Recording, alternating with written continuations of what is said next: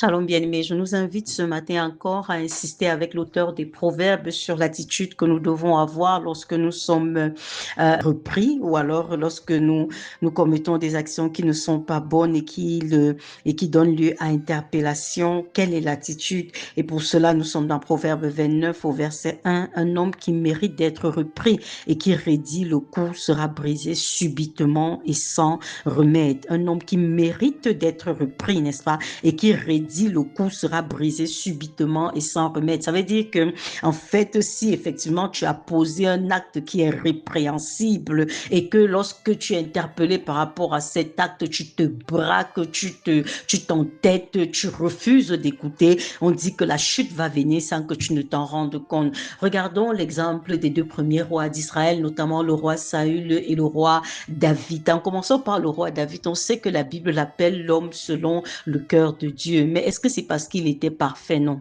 Pas du tout.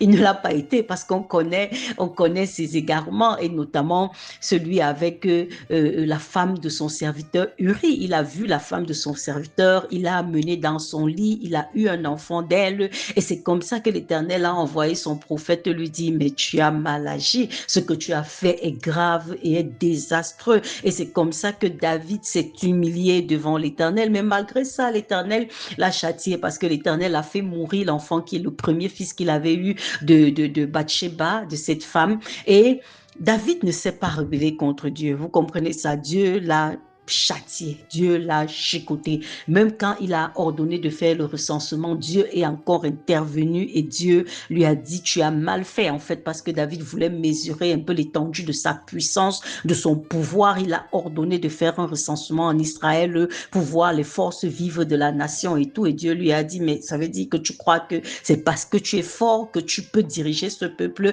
alors que c'est moi qui te donne cette force, c'est moi qui en ai l'auteur. Et Dieu a châtié encore. Mais on voit à chaque fois que David a été châtié par l'Éternel, David a humblement reconnu son tort. David s'est humilié, David a pleuré, il a jeûné devant Dieu, il a crié à l'Éternel, il a parlé des compassions et de la bonté de Dieu en disant, Père, je préfère tomber entre tes mains qu'entre les mains des hommes parce que je sais que toi, ton amour pour moi est grand, tes compassions sont sans limite. Donc même quand tu décides de me châtier à un moment, certainement tu auras compassion de moi. Ce qui n'a pas été l'attitude de Saül, bien-aimé. Saül, son prédécesseur également, a commis des erreurs qu'on peut même à la limite juger de moins graves que celles que David avait commises parce que lorsqu'il était question d'aller détruire les Amalécites et de détruire toutes leurs possessions, Saül n'a détruit leurs possessions qu'en partie et c'est comme ça que le Seigneur l'a repris par rapport à ça en lui disant, mais tu n'as pas exécuté entièrement l'ordre que je t'avais donné. Et Dieu a dit, vraiment, moi j'enlève mon manteau de dessus de toi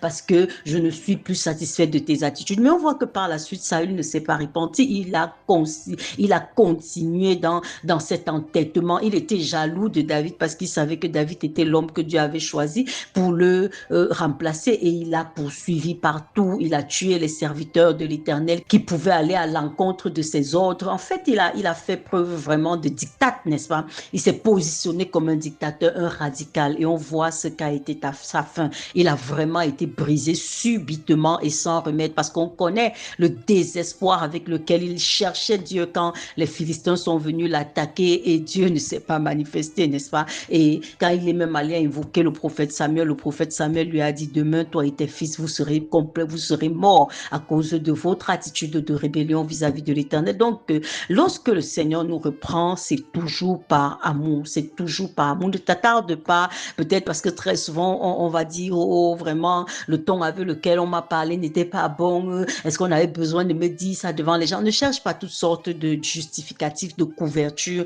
et écoute le fond du message. Est-ce que le Seigneur n'est pas en train de me parler? Est-ce que cette parole-ci ne s'adresse pas à moi? Est-ce qu'effectivement j'ai des choses à corriger dans ma façon d'être, dans ma façon de faire? Si oui, humilie-toi devant le Seigneur, reconnais tes fautes et vraiment demande pardon et adopte une attitude radicalement opposée. C'est de ça qu'il est question, bien-aimés. Ayons la bonne attitude, ayons l'attitude d'humilité parce que la Bible dit que Dieu élève les humbles humbles, mais il abaisse les orgueilleux. L'orgueil de ton cœur va t'amener seulement à la chute et à la destruction, mais l'humilité va te faire rentrer dans les bonnes grâces de Dieu. C'est pour ça que ce matin encore, nous sommes d'accord avec ce proverbe qui dit que celui qui mérite d'être repris et qui raidit le cou sera brisé subitement et sans remède. Dieu nous aime et c'est la raison pour laquelle il ne cesse de nous interpeller, de dire mon fils, ma fille, reviens, reviens bien-aimé.